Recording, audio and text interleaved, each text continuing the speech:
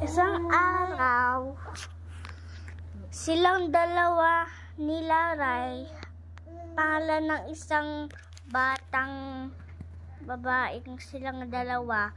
Pangalan niya ay si Ray at si Mia. Tapos, pumunta sila sa school at bigla niya nakita ay walang naman ng mumo sa puno. Pag pumunta siya sa school, hindi naman siya nakita doon sa taas ng bubong. Hindi niya nakita, nakatingin lang siya ng mumo.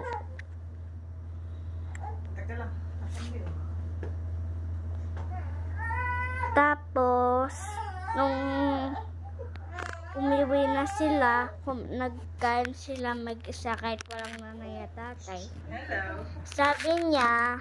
Sabi ng mumu ay, black ang skin niya, saka dito may green at dito may orange. Tapos orange ang dila na ma-sharp. Pero sabi daw, Lucky, you win. Tapos may horn siya ditong may dugo. Tapos yung mata niya parang ano lang, gulo.